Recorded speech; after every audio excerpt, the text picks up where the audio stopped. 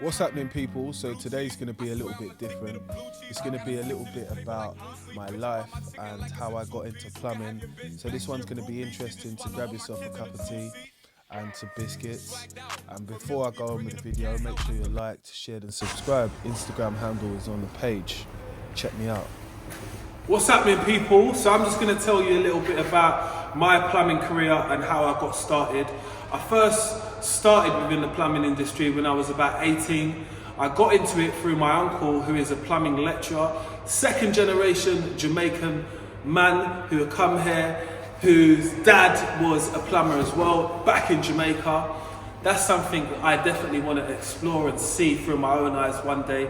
Hopefully me and my uncle will go on a trip and he'll show me a bit of Jamaica. I've been there already, but I want to see what it was like, if he can see some of the old school buildings, what he used to work on, or he used to know his dad used to work on, and I can honestly get there's a sense of enjoyment when I hear my uncle speak about stuff like that, projects which he's been on. Many a times we've been driving in the van, driving through London, somewhere like Wood Green in Precise. He will tell me about a project when he was an apprentice and he actually fitted all of these certain types of units in the whole shopping mall, and the shopping mall is still standing today. So that is something he is definitely proud of, but I am definitely proud of through him, because that's my uncle and it just makes me smile. And I want a story like that to be able to tell my son, or maybe my nephew or my niece or something at the end of the day.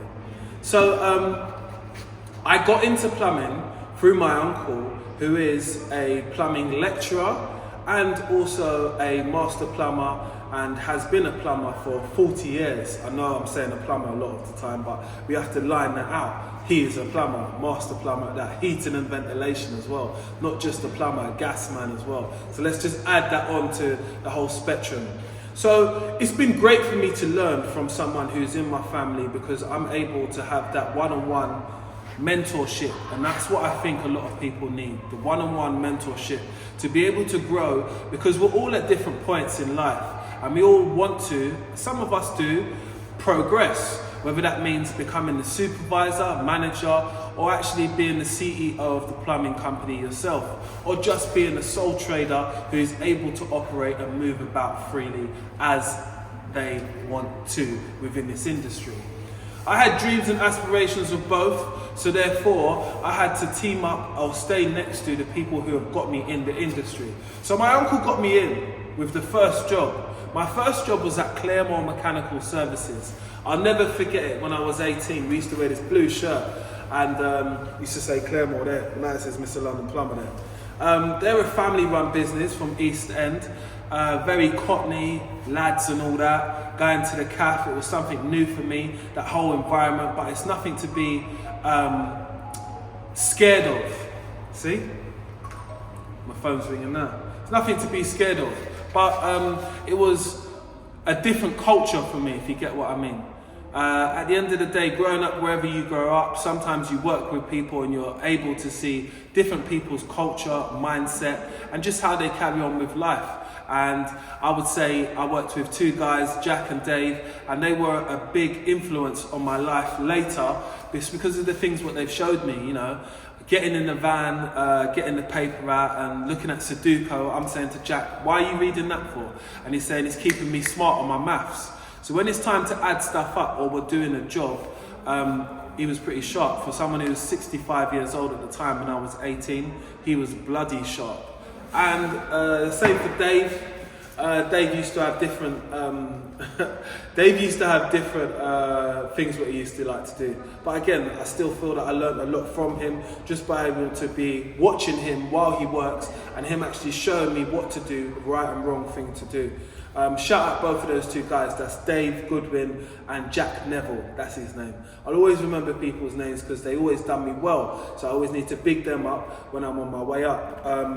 So the company I worked for was called Claremore Mechanical Services, situated in East Ham on the high road, Green Street.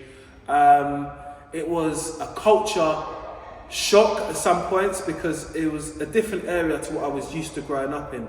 So I grew up in Tottenham, North London, and I was around North London and East London as well.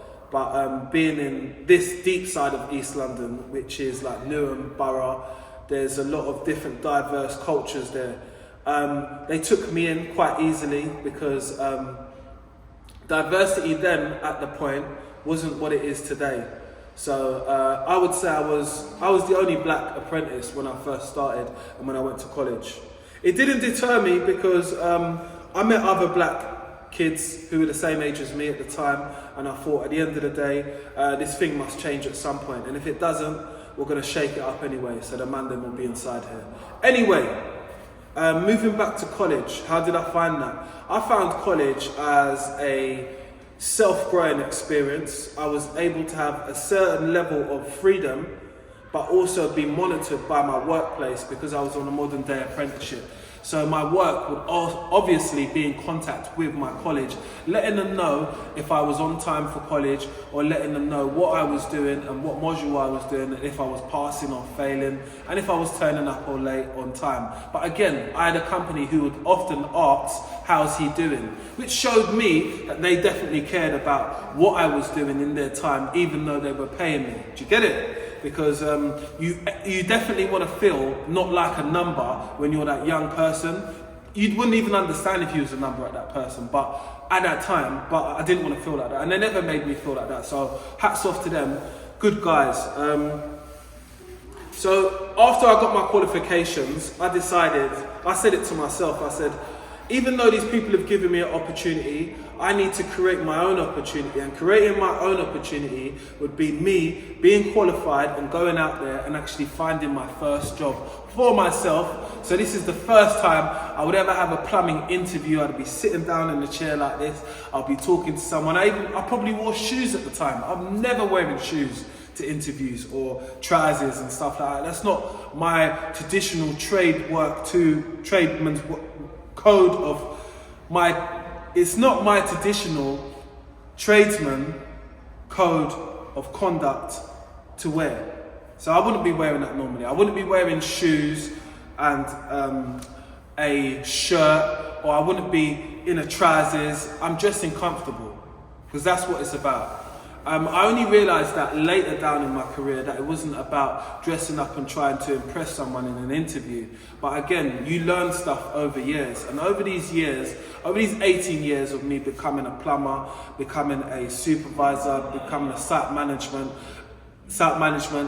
and also running my own business and opening my own company, and also being a plumbing lecturer, and also being an influencer, I've had the world of skill and knowledge applied to me at every single point, because I've had to push myself at times when I didn't want to. I didn't think it was going to work. But you know what? Perseverance and consistency, even if you're not good at something, you will start to get good at something. Practice makes perfect.